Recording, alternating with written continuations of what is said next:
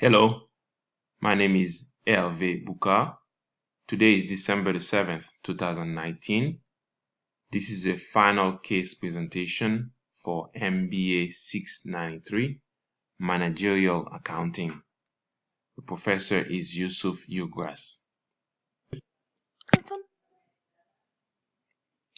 So this case is about a firm called Ferguson and Son Manufacturing Company. They manufacture airplane parts. Today is Tuesday. There was a meeting, a monthly meeting for performance evaluation, and Tom, the machine shop manager, and Jim, the equipment and maintenance department manager, were in a meeting with Ferguson Jr. However, the two men came out of the meeting very frustrated. They're complaining, they're upset, they're depressed, and they're talking to each other, but really what they're doing is lamenting. Tom said, "Man, I hate those meetings. Every time I get in trouble, I'm beginning to expect the worst now." And there is an interesting thing that Tom said. He said, "If I save $1, they call me sir. However, if I spend just a little too much, I get in trouble. And I don't know if I can hold such a pressure until I retire."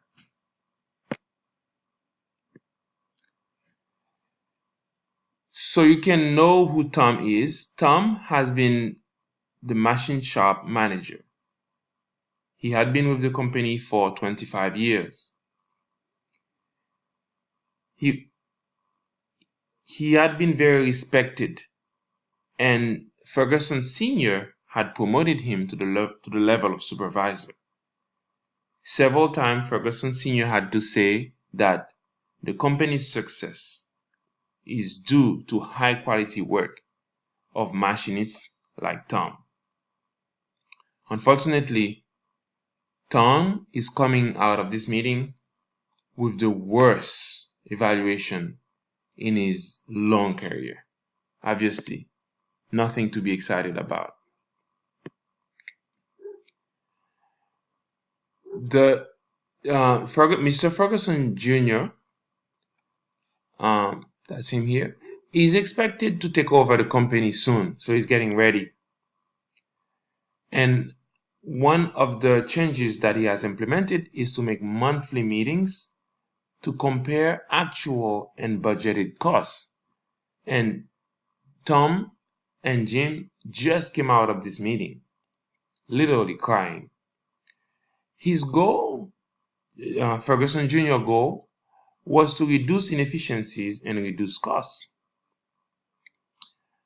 But he instructed the controlling level of the company to tighten the budget whenever the department attains its budget. So managers are starting to feel the pressure whenever they accomplish something good, whenever they reach their budget.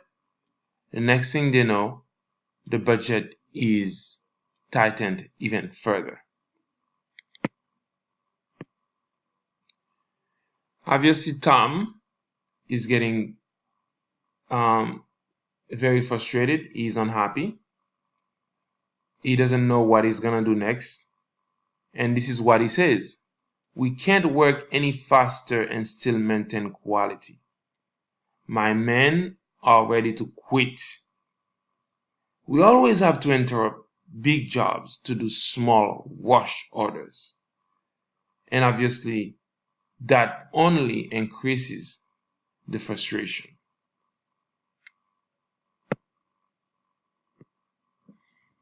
On the other hand, Jim is the equipment maintenance department manager. He too is very frustrated. He has to follow the same very tight budget, even though he has to make frequent changes to the equipment setup so he can make small rush orders.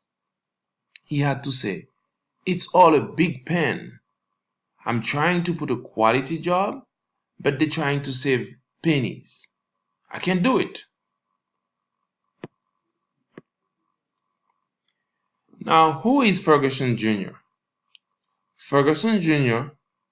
is the oldest child of Mr. Ferguson, and he's about to take over the company. He comes with a lot of energy, a lot of great ideas, and is ready to make the company reach higher levels. But one of the ways he does it is by micromanaging. He makes sure he controls every step of the processes and put pressure on all the managers.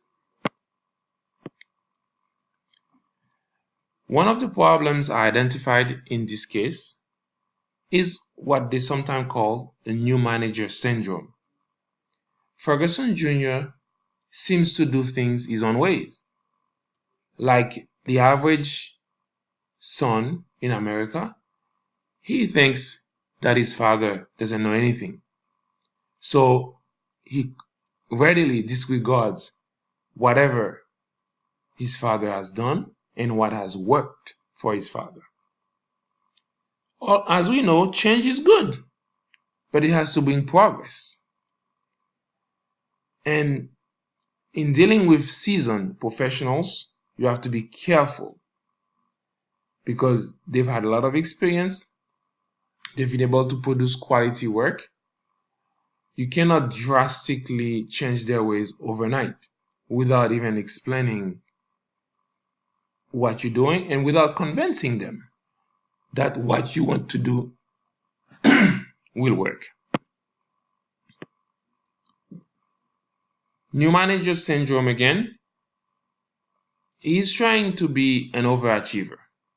And what happens is sometimes burnout. So it's a good idea to ask your managers for their opinion and to follow them.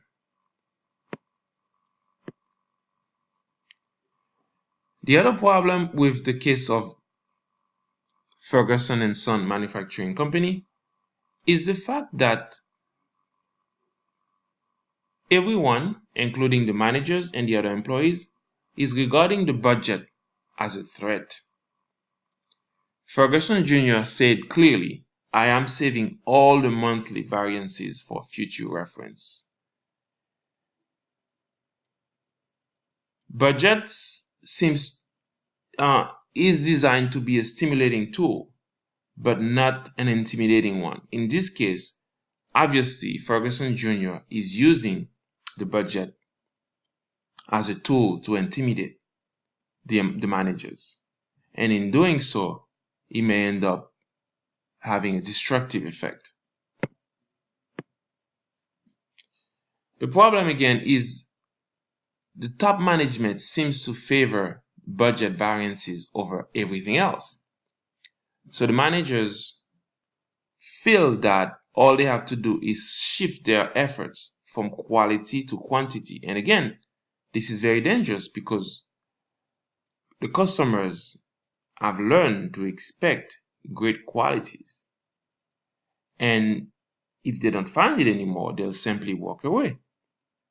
And the business will greatly suffer. At the same time, this does kill innovation because the managers feel that all they need to do is crank up the numbers. And they might do just that, increase the numbers regardless of what the quality is. One of the other problems I noticed is the top management attitude. By having a strong top manager like Ferguson Jr., employees and managers feel disengaged from the firm. In other words, they just go there for the paycheck. And there was a Gallup poll done in 2018 reporting that there was $500 billion lost in the United States in this year because of disengaged employees. Managers feel powerless, unappreciated by Ferguson Jr., and naturally they will silently boycott the firm. And as this gentleman, they're going to have an I don't care anymore attitude, and that's not good for the firm. Another problem is top management attitude. Don't be viewed as a rough school teacher, because if you do so, a good employee like Tom will feel alienated and will leave as soon as possible.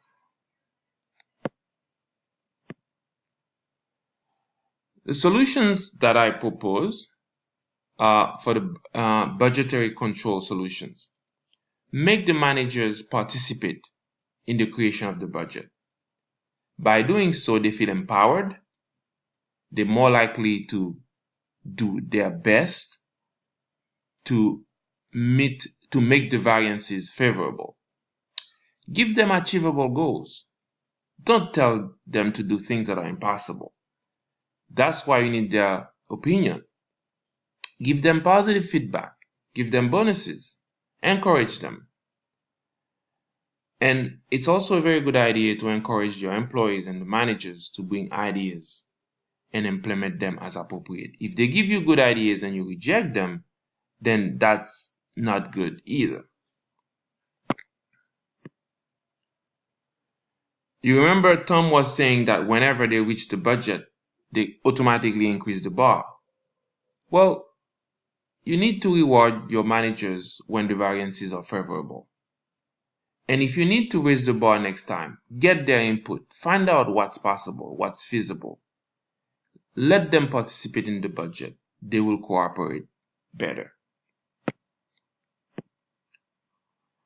Another solution is to minimize the power gap. In the attitude of Ferguson Jr., I think that there is a huge power gap. Good managers who've been there for a long time feel threatened, they feel intimidated, they feel as if they're worth nothing, they don't have the strong encouraging hand of Ferguson Sr. anymore. So what will happen is that the power gap will be wide, and then the top management will lose all control. The difference between the leader and the boss is that the leader actually leads, whereas the boss drives. And another good quote is like, the power gap created by he or she results in followers not providing feedback or not questioning the leader because they can't. The leader won't let them. So that leaves the leader isolated and the followers discontent. Obviously, this is not a good environment for growth.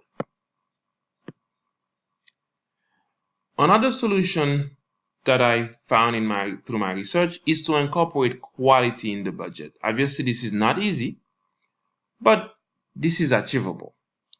You don't want your employees to say what is mentioned in this cartoon. This week, I achieved unprecedented levels of unverifiable productivity.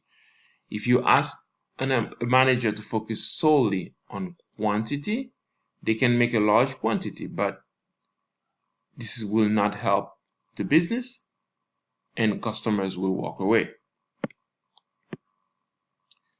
The learning points: budget should be constructive, not a destructive tool.